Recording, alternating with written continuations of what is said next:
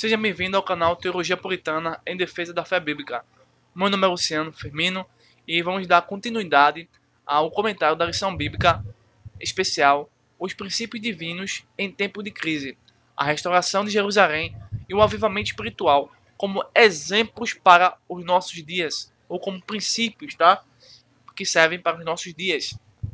Tudo isso nós estamos compreendendo como Deus está trabalhando com o povo de Deus para assim chegar ao Novo Testamento e posteriormente culminar nessa dispensação da graça que vai terminar no momento em que acontecer o arrebatamento, que é iminente e antes da grande tribulação.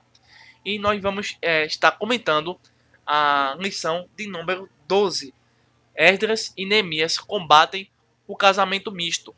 Então nós vamos ver aí uma situação muito complicada, delicada, de onde dois homens de Deus vão tentar resolver uma situação em que, se ele deixasse continuar essa questão, com certeza a genealogia de Cristo ou a própria nação judaica deixaria de existir, e pior ainda, a cosmovisão judaica, tá? Os ensinamentos do judaísmo, o ensinamento do Antigo Testamento seriam totalmente corrompidos.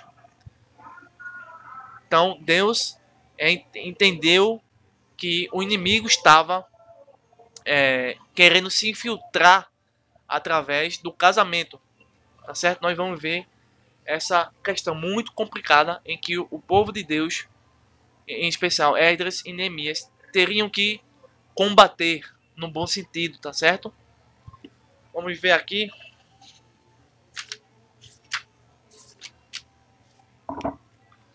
Vamos começar aqui vendo o texto áureo. Não vos prendais a um julgo desigual com os infiéis, porque que sociedade tem a justiça com a injustiça? E que comunhão tem a luz com as trevas? 2 Coríntios capítulo 6, versículo de número 14. Então, dentro do casamento, o que hoje, infelizmente, está aí sem muito exemplo, poucos são os casamentos de hoje em dia que tem exemplo. Poucos, não são todos. Eu acredito assim, ao meu ver, tá? Essa é uma interpretação minha, interpretação particular minha. Apenas 10% dos casamentos que nós temos visto por aí são exemplos. Os outros 90% não vale nem a pena ser mencionado. Por que isso acontece? Por um simples motivo. Um dos cônjuges, ou os próprios cônjuges, dão abertura para que o diabo invada essa casa e destrua uma das instituições divinas que Deus criou, que é o casamento entre homem, sexo masculino, e a mulher, do sexo feminino, tá certo?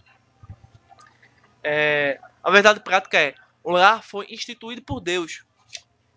Não foi pelo marxismo, não foi pelo capitalismo, não foi por uma ordem social, e sim por Deus, para ser uma bênção desde que seja observada e orientada a orientação divina na sua formação. A leitura bíblica se encontra em Esdras capítulo 9, versículo 1 ao versículo 4, Neemias capítulo 13, verso 23 ao 26, capítulo 9, versículo 38, capítulo 10, verso 1, verso 29 e o verso de número 30. O objetivo geral é salientar o perigo das uniões ilícitas. Qual é o perigo que isso resulta para a comunidade judaica e para a vida hoje na igreja? Objetivo específico: apresentar o combate de Esdras e Neemias com o casamento misto. Esdras e Neemias, Zorobabel e muitos outros não só estavam agora combatendo o casamento misto, mas eles tinham já uma trajetória de guerras espirituais e de guerras sociais, culturais e religiosas. Antes, eles estavam combatendo o quê? Combatendo os falsos profetas, estavam combatendo políticas anticristãs, falsos testemunhos que estavam dando sobre ele. Então, Neemias estava combatendo várias situações que poderiam acabar com a nação judaica, com a fé judaica e com as escrituras. E agora, Esdras e Neemias vai corrigir uma situação muito delicada, que é o casamento, tá? Ou seja, querendo ou não, um judeu casado com uma pagã, uma egípcia, tem a sua intimidade, o seu sentimento, o seu emocional, o seu psicológico agora é trabalhado, tá? Apesar de cada um vai reagir de uma forma, tá? Mas ambos se preocupam sim com esses mecanismos que fazem parte da natureza humana, tá certo? E através o antídoto, né? O remédio eficaz é a palavra de Deus para ambos mostrar que a judia precisava aí sair desse casamento que não poderia continuar por ser não ser judia e assim por diante, né? Explicar o porquê de um judeu não poder se casar com uma pagã, destacar a sobrevivência do povo judeu, aconselhar a respeito do casamento de crentes, incentive a esperar em Deus. Vamos começar aqui. Tópico 1. Esdras e Neemias combatem o perigo do casamento misto. A ira e a reação de Esdras. Quando Esdras foi informado que muitos judeus morando em Judá haviam se casado com mulheres pagãs, ele ficou muito angustiado. Manifestando sua profunda tristeza, rasgou seu vestido, sua capa e arrancou os cabelos, tanto de sua barba como de sua cabeça, e assentou-se atônito na praça. A notícia da reação de Esdras espalhou-se pela cidade, e muitos reuniram-se a ele. Na hora do sacrifício da tarde, Esdras dobrou seus joelhos diante do povo e orou a Deus. E todo o povo chorou com grande choro. O efeito da atitude de Esdras foi imediato.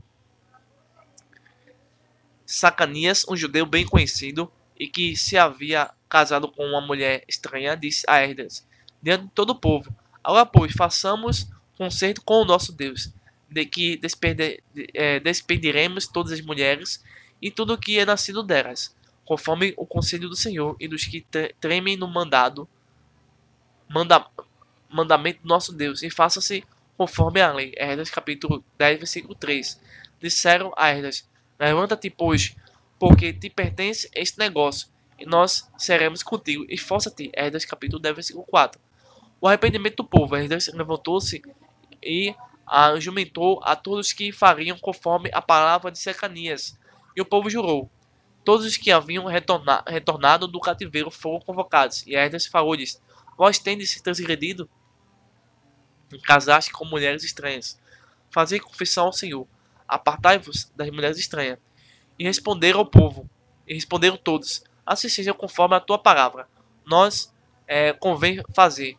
Sobre este negócio foram postos que Jonatas e Jazéias, auxiliados por 2 levitas, eles receberam a incumbência de supervisionar o encerramento definitivo dessas uniões proibidas na lei de Deus.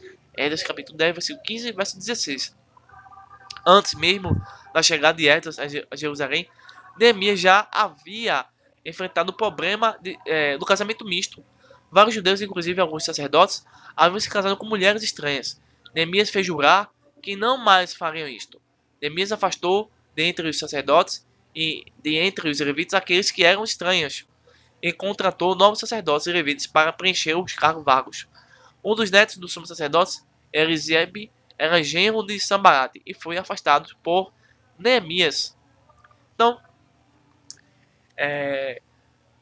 o casamento dentro da comunidade judaica era um casamento em que um judeu, ao se casar com uma mulher, essa mulher deveria ter conhecimento da palavra de Deus. O seu esposo, tá? Ou os pais, antes dela se casar, tem que passar os mandamentos de Deus, no caso sua mãe, para que quando ela se casasse com um judeu, os filhos que ela tinha ou deveria ter ou ia ter seriam por ela ensinados. Então, os casamentos eram uma base forte para a nação judaica.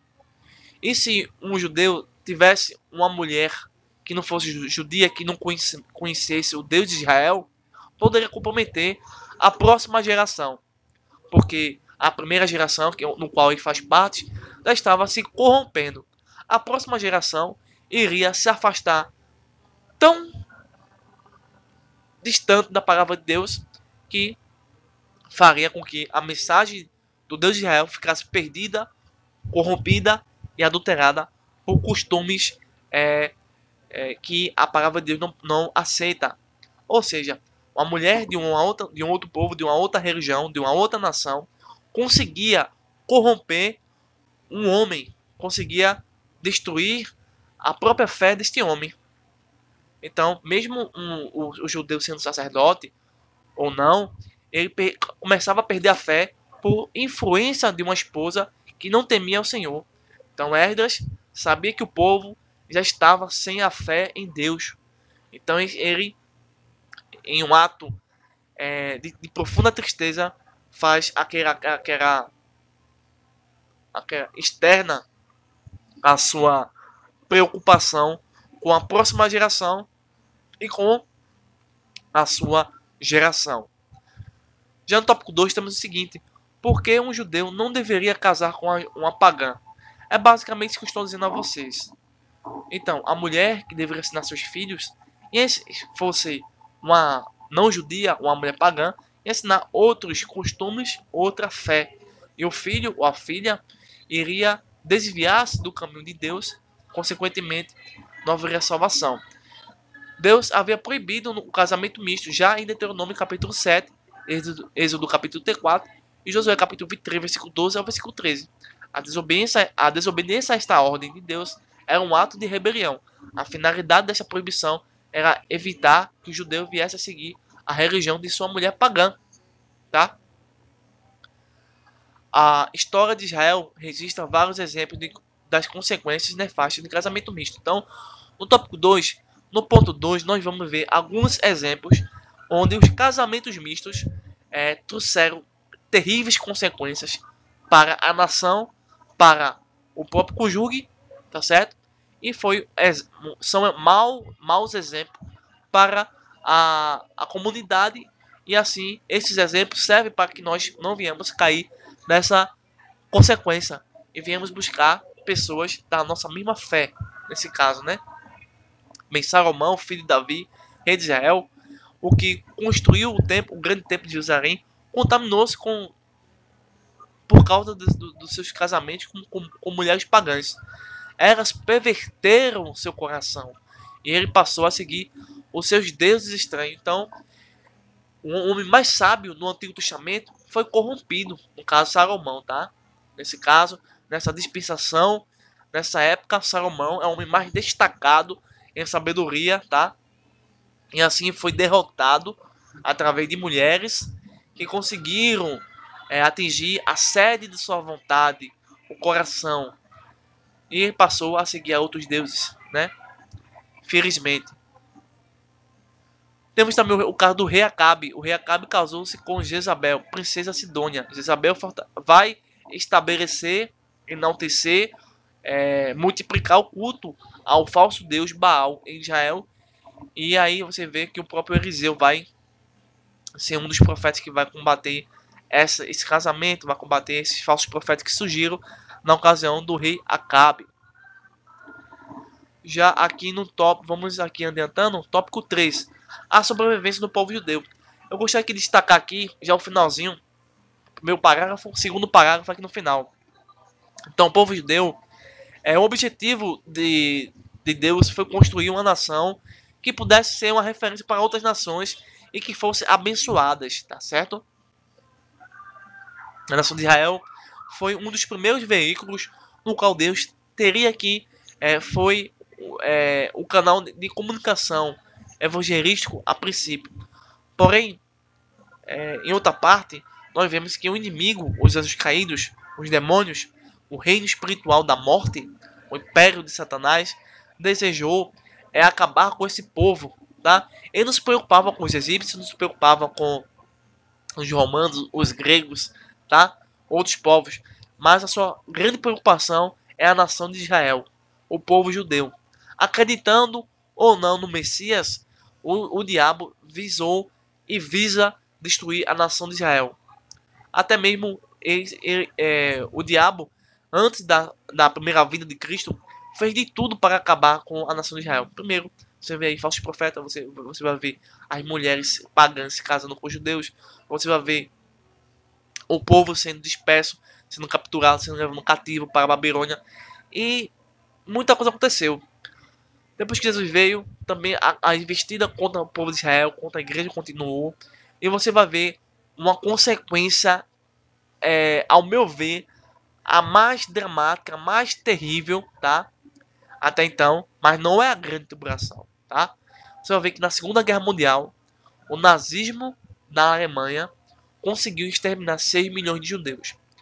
Quero deixar aqui uma ressalva, pelo menos 2 pontos interessantes sobre a sobrevivência do povo judeu. Primeiro, o nazismo na Alemanha, ao exterminar o povo judeu, se baseou primeiramente em um partido socialista, tá? O Partido Socialista dos Trabalhadores, no qual Adolf Hitler seguia, tá? Conseguiu, através de inspirações marxistas de Karl Marx, de Engels e também do cientista Charles Darwin, com a sua teoria da evolução, criar e fundamentar uma teoria de uma raça chamada raça ariana. Dentro da Alemanha, a economia estava chegando ao fim. Diante dessa situação, surge um homem chamado Adolf Hitler, em que ele vai aí conseguir estabelecer não o comunismo, tá? Mesmo sabendo que o nazismo é mais uma transformação do marxismo, tá? O nazismo é uma transformação do marxismo, e vai pegar o povo judeu e exterminar 6 milhões para acabar com a nação de Israel, porque eles não eram da raça ariana. Mas o Adolf Hitler e o partido de esquerda socialista dos trabalhadores, Adolf Hitler, tá, serviu para os propósitos de Satanás, destruir a nação judaica para assim impedir a profecia de Israel, onde no futuro, após o arrebatamento da igreja, o povo de Israel vai se arrepender e reconhecer no futuro Jesus como Messias, como o próprio Deus, tá? No caso, a Trindade. Então, você vê que o nazismo foi terrível para a comunidade judaica. E foi através de pensamentos religiosos também, tá? E mais também através de pensamentos ideológicos e políticos que visaram acabar com a nação de Israel. E o mesmo pode acontecer com a igreja de Cristo hoje em dia, antes da grande tribulação. Esse nazismo pode ser transformado em outra configuração no futuro. Somente Deus sabe. Enfim, então o povo judeu passou por terríveis situações. Poder até ser punição, poder até ser castigo, mas era produto de Satanás através de ideologia de esquerda que hoje está no Brasil. Não é Adolf Hitler morreu, mas o que gerava em Adolf Hitler esse nazismo está no Brasil, nos partidos de esquerda, tá certo? Então, o povo de Deus ainda continua, mesmo sofrendo essas perdas terríveis, tá? Ao decorrer do tempo. Infelizmente, tem pessoas que até negam o nazismo e a Segunda Guerra Mundial por serem conspiracionistas e adeptos de teorias que não têm sentido nenhum quando nós realmente nos baseamos na história e temos um pensamento voltado para o mundo real. Tópico 4. Uma palavra final sobre o casamento dos crentes. A maior bênção que Deus deu à humanidade foi o envio de Jesus Cristo. Essa é a maior, é a mais importante, é a suprema, é o alvo, tá? É a melhor entre as melhores. Para ser o Salvador, o mediador, o redentor do mundo. Mas, no sentido material, humano, a maior bênção que Deus deu ao ser humano é o casamento. Você vê que Adão, quando foi criado, você vê que Adão se sentiu só, estava só. E houve a situação em que deveria ter a sua companheira, a sua ajudadora, a sua adjuntora. Daí Deus cria Eva. A orientação que a Bíblia dá aos crentes quanto ao casamento é ficar livre para se casar com quem quiser, contanto que seja do Senhor. 1 Coríntios capítulo 7, versículo 39. A Bíblia explica em 2 Coríntios capítulo 6, verso 14 a 17, as implicações da expressão do Senhor. Cada crente que estiver pensando em casar-se deve meditar profundamente nesse texto. Que Deus nos guarde, que Deus guarde cada crente de algum dia aceitar um jugo desigual com o infiel. Porque assim como o casamento na direção do Senhor seja a possibilidade de uma felicidade sem limites, o casamento de um crente com um descrente, com muitas probabilidades, será uma infelicidade. O casamento é uma união total entre homem e mulher. Jesus disse: não são mais dois, mas uma só carne. Mateus capítulo 19, versículo de número 6. Ponto quinto. Espera em Deus. Findamos nesse estudo sobre o casamento misto, onde a palavra de Deus é muito clara nesse aspecto. Espera em Deus. Então, terminamos esse pequeno estudo mostrando a você que tanto Esdras como Neemias, quanto os profetas de Deus, batalhavam arduamente para preservar a doutrina, a nacionalidade, o povo judeu, da cosmovisão judaica contra talvez a nosso ver contra alguma coisa que não faça muito sentido. Um casamento de uma mulher ateia com um teísta vai se chocar. A não ser que esse teísta, esse crente, abaixe sua cabeça e não ensine sua esposa, né? Isso não é fé. Isso é covardia. Nós vimos que Deus não tem trabalho com covardes. Então, Deus realmente tem algo melhor para nós. E é muito difícil trabalhar isso. Mas através da palavra de Deus nós temos orientação, nós temos um remédio que sara, que cura e que faz com que essa ferida seja cicatrizada e assim ter uma esposa realmente que tema ao Senhor. Pode estar difícil, mas não é impossível, tá certo? Que Deus abençoe sua vida ricamente. Espero que você tenha aí gostado do nosso comentário. Se não é inscrito, se inscreva, compartilhe esse vídeo e que Deus lhe abençoe em nome de Jesus.